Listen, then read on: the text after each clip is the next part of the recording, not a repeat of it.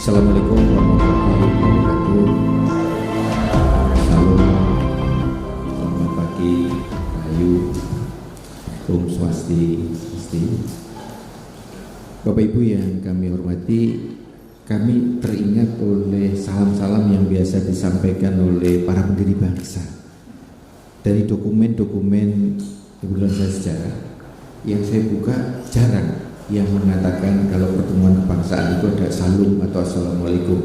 Salamnya pasti merdeka atau yang lain. Dan kami di BPIB mengenalkan salam itu salam Pancasila, yaitu 5 jari di atas bahu, yang maknanya Pancasila bukan lagi monopoli PBB, bukan monopoli negara, tapi tanggung jawab setiap warga negara untuk mengamalkan 5 sila.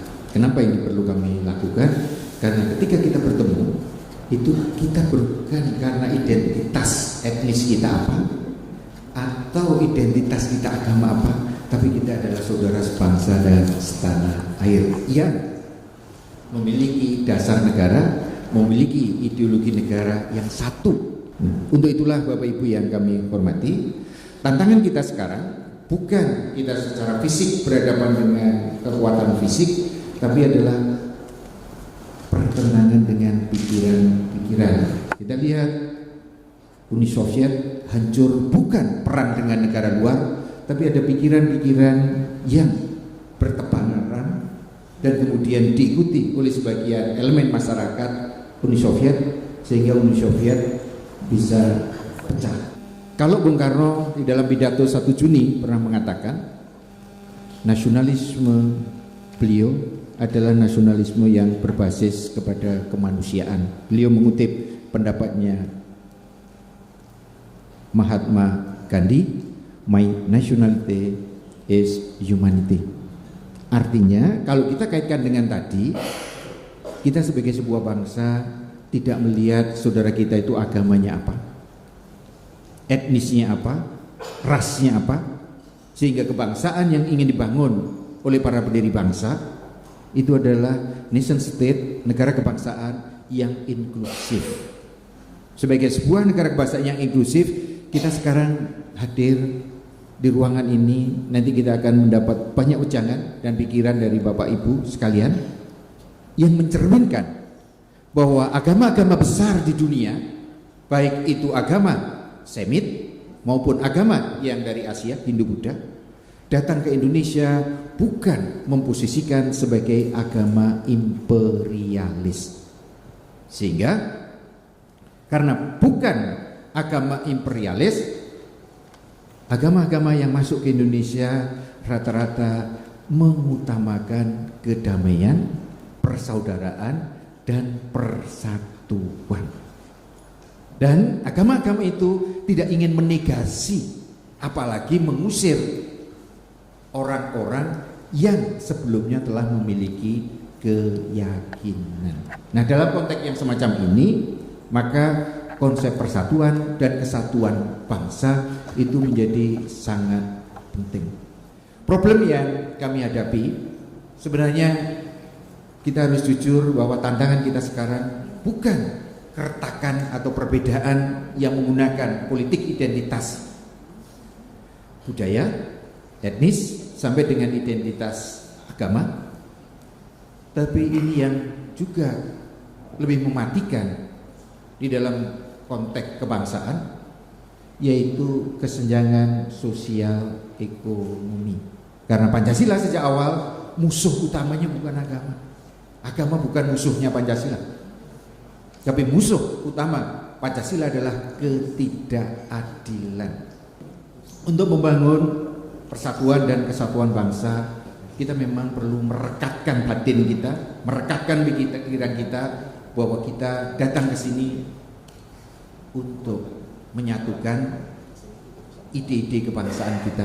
Tapi ide-ide kebangsaan kita tidak hanya semata-mata didasarkan kepada nilai-nilai yang ada di dalam agama dalam arti terbatas, tapi karena agama secara umum itu selalu menampilkan tiga relasi yang utama, yaitu manusia dengan Tuhan.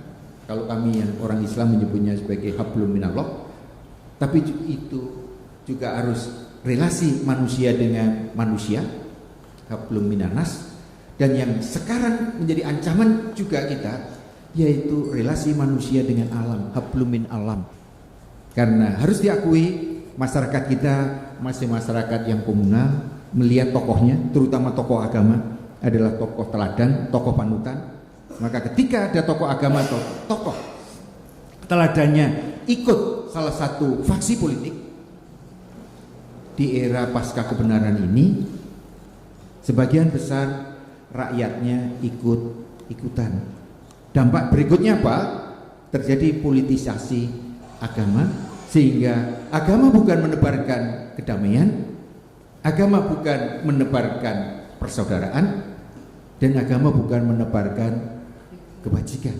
Padahal kalau saya ikuti pelajaran-pelajaran guru ngaji saya di kampung, sampai bacaan literatur yang saya baca, hampir semua agama diturunkan untuk dimensi kemanusiaan.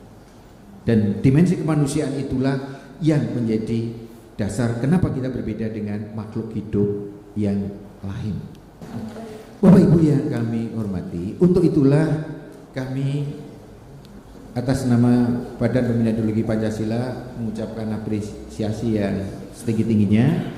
Mudah-mudahan acara pesan kebangsaan kita, yaitu Pancasila sebagai meja statis yang menyatukan kita semua sebagai bangsa, tidak peduli etnisnya agamanya apa.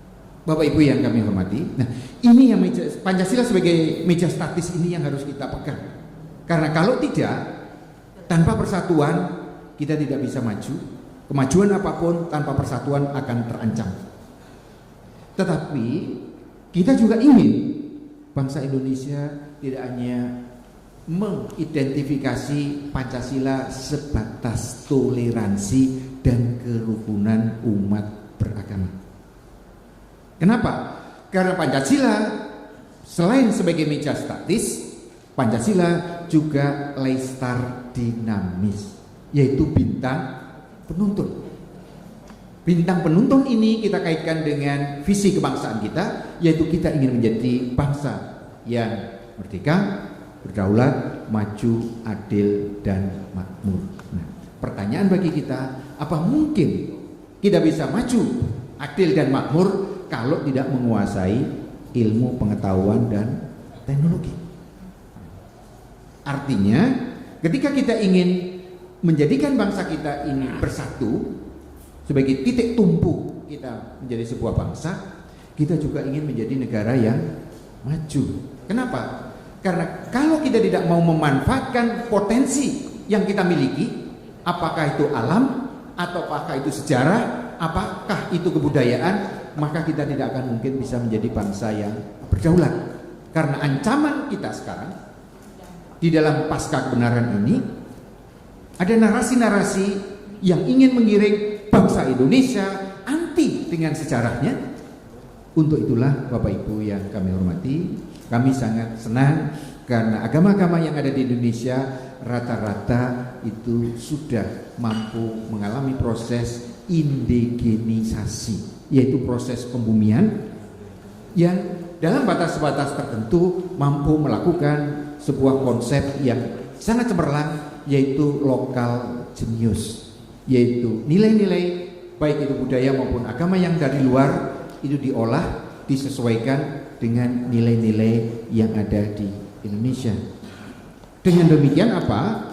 Agama-agama, tokoh-tokohnya, warganya bisa tumbuh di bumi Indonesia. Karena tumbuh di bumi Indonesia, maka akarnya mampu menjaga ekologi dengan bagus. Dan ini bisa menjadi metafor bahwa melalui tokoh masyarakat, tokoh agama yang membumi dan akarnya menenjak ke tanah Indonesia, walaupun ada badai, walaupun ada banjir, kita tidak akan mengalami erosi kebangsaan. Itu yang barangkali perlu saya tekankan. Akhirul kalam, wassalamualaikum warahmatullahi wabarakatuh.